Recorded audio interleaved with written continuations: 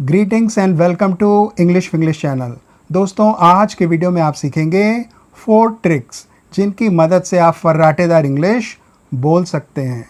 फिर देर किस बात की है, आइए शुरू करते हैं आज का वीडियो। और ये रही आज की पहली ट्रिक। आप ऐसे सेंटेंसेस ज़रूर बोलते होंगे जैसे चलो इस ड्रामा को हमेशा के लिए ख़त्म करें, या मैंने हमेशा के लिए इस शहर को छोड़ दिया, या चलो यहाँ हमेशा के लिए रहें। इस तरह के सेंटेंसेस को एक आसान ट्रिक से बोला जा सकता है और वह ट्रिक है वंस एंड फॉर ऑल। और इसका अर्थ होता है पूरी तरह से या हमेशा के लिए। इस ट्रिक की खास बात यह है कि इसे आप सेंटेंस के शुरू में या अंत में दोनों तरह से यूज़ कर सकते हैं। ट्रिक को यूज़ करना काफ़ी आसान है। आप कोई छोटा सेंटेंस किसी भी टेंस का बोलें और उसके बाद वंस एंड फॉर ऑल कहें। आइए सीखते हैं कुछ एग्जाम्पल सेंटेंसेस। चलो इसे हमेशा के लिए ख़त्म करें। Let's finish it once and for all. Let's finish it once and for all. चलो इस ड्रामा को हमेशा के लिए ख़त्म करें। Let's finish this drama once and for all. Let's finish this drama once and for all. चलो यहाँ हमेशा के लिए रहें। Let's live here once and for all. Let's live here once and for all. मैंने हमेशा के लिए शहर छोड़ दिया। I left the city once and for all. I left the city once and for all. Left leave वर्ग का past form है। उन्हें पैसे दे दो और हमेशा के लिए मामले को निपटाओ।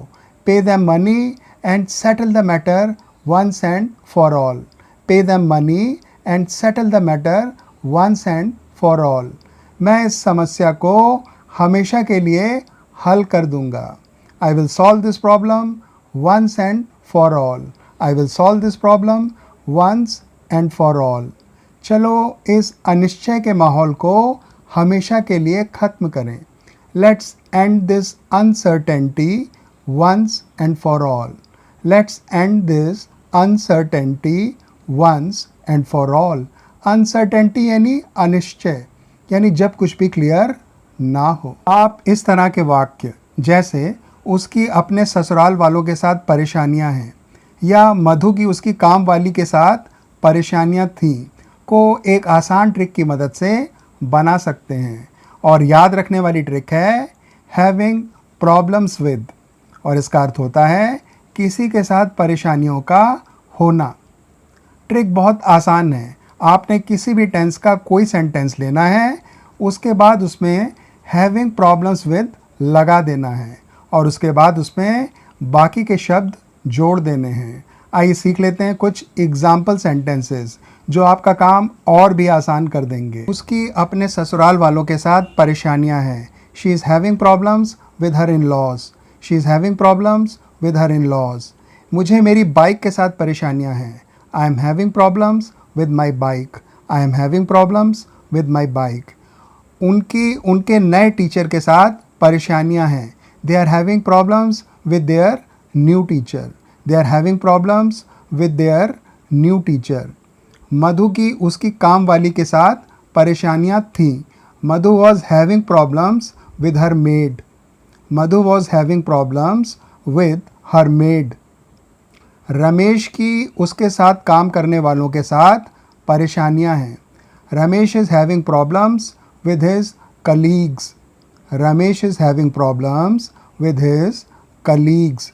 कलीग्स यानी आपके साथ ऑफिस आदि में काम करने वाले लोग। यदि आप कहना चाहते हैं कि उसे कहने का कोई फ़ायदा नहीं है या उसे समझाने का कोई फ़ायदा नहीं है, तो इस तरह के सेंटेंसेस को आप बखूबी एक ट्रिक के ज़रिए कह सकते हैं। और ट्रिक है it's no good. It's no good, और इसका अर्थ होता है कोई फ़ायदा नहीं है।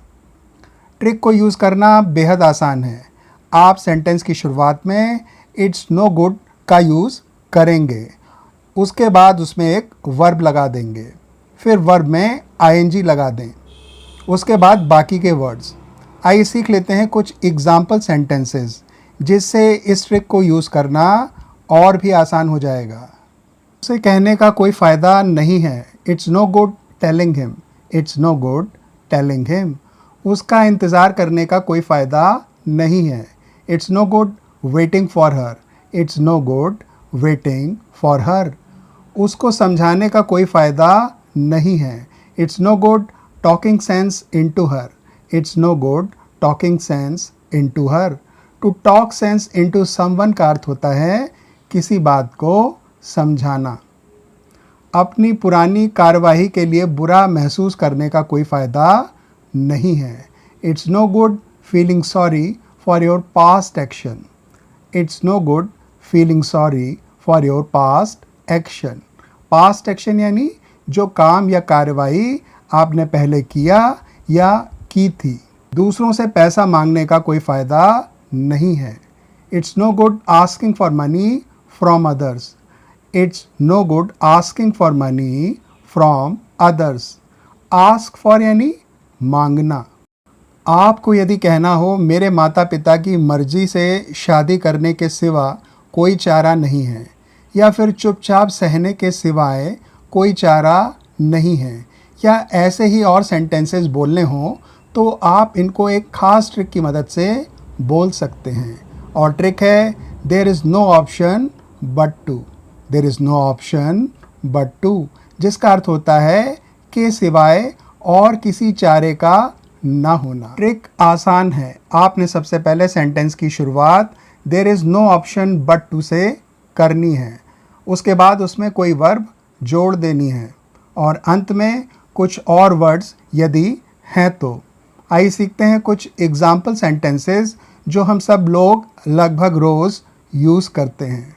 चुपचाप सहने के सिवाय कोई चारा नहीं है। There is no option but to suffer silently. There is no option but to suffer silently. Suffer silently यानी चुपचाप सहना। चुपचाप दर्द सहने के सिवा कोई चारा नहीं है। There is no option but to bear the pain. There is no option but to bear the pain. Bear का अर्थ भी सहना होता है।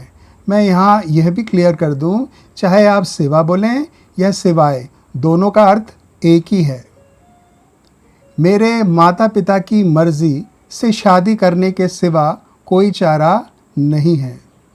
There is no option but to get married to my parents choice. There is no option but to get married to my parents choice. हमारे भारत में अभी भी ये पाबंदी है। नौकरी जारी रखने के सिवाय कोई चारा नहीं है। There is no option but to continue with the job. There is no option but to continue with the job. बिना किसी शिकायत के नुकसान सहने के सिवा कोई चारा नहीं है। There is no option but to suffer the loss without any complaint. There is no option but to suffer the loss without any complaint. जो पैसा मिल रहा है लेने के सिवाय कोई चारा नहीं है। There is no option but to take whatever money I am getting. There is no option but to take whatever money I am getting.